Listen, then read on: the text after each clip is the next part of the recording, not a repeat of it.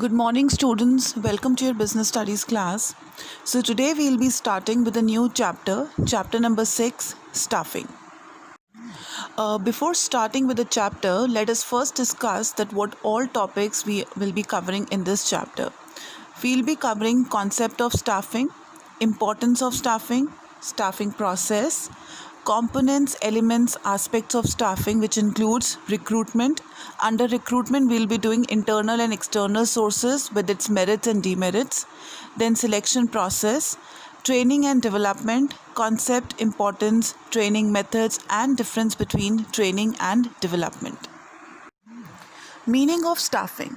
So till now we have discussed that it is important to have a suitable organization structure, but it is even more important to fill this structure with the right kind of people. An organization can make optimum use of physical and financial resources only through competent human resources.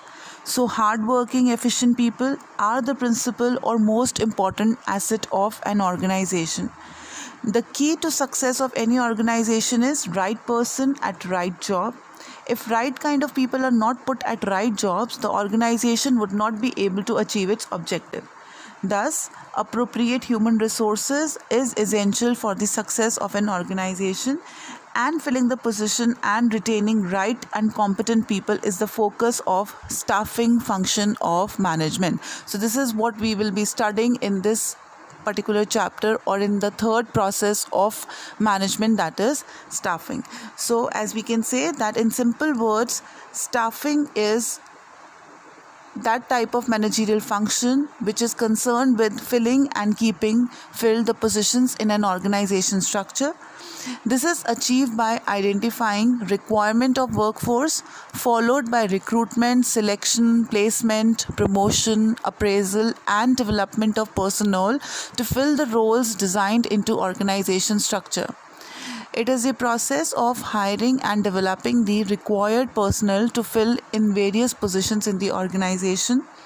It is concerned with obtaining, using, and maintaining a satisfactory and satisfied workforce. Now, what does these two words mean, satisfactory and satisfied workforce? Satisfactory means that the number of workforce which is required by an organization to complete its goals or to achieve its goal, that should be available. That means there should not be understaffing, there should not be less staff. Satisfied workforce means the human resources that are working with the organization should be satisfied, because if the employees are satisfied, only then they will be able to give their 100%. So therefore it is said that staffing is concerned with obtaining, using, and maintaining a satisfactory and satisfied workforce. So staffing means placing the right person on the right job in the right time. The staffing function of management recognizes the importance of every single person employed by an organization. Now let us discuss that what is the role of staffing function in a new enterprise and in an existing enterprise. Now in a new enterprise, the staffing function follows the planning and organizing functions. After deciding what is to be done and how it is to be done, and after creation of the organization structure, the management is in a position to know the human resource requirements of the enterprise at different levels. Once the number and types of personnel to be selected is determined, management starts with the activities relating to recruiting, selecting, and training people to fulfill the requirements of the enterprise.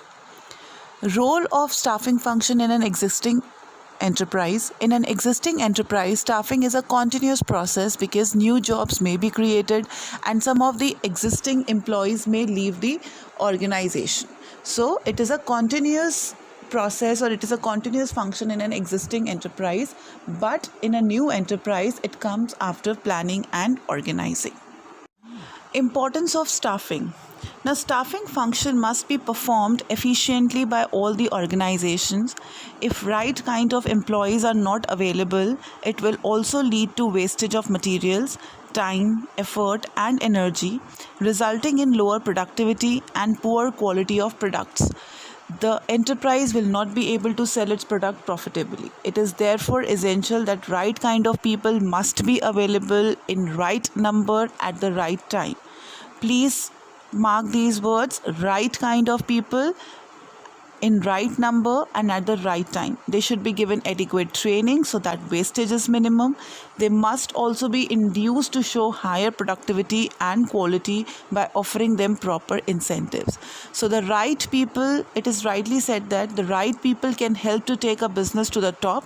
The wrong people can break the business.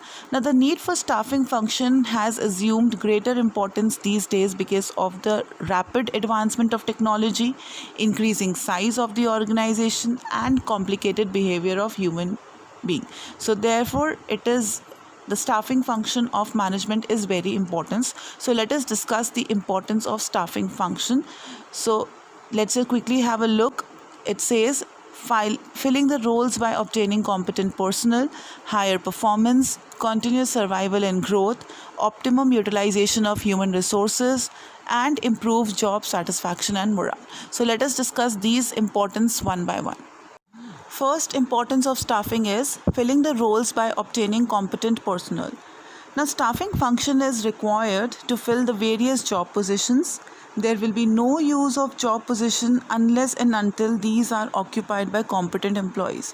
So staffing helps in discovering and obtaining competent personnel for various jobs. For example, let's say your school principal identifies the departments which are short of teachers and work towards finding the required teachers. Next is higher performance.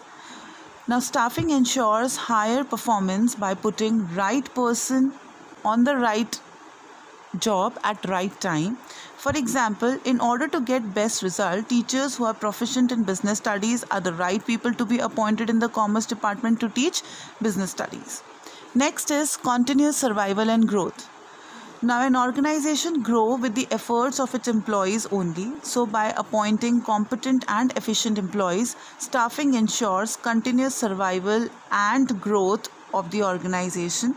Competent and efficient staff enables an organization to function successfully in the changing environment.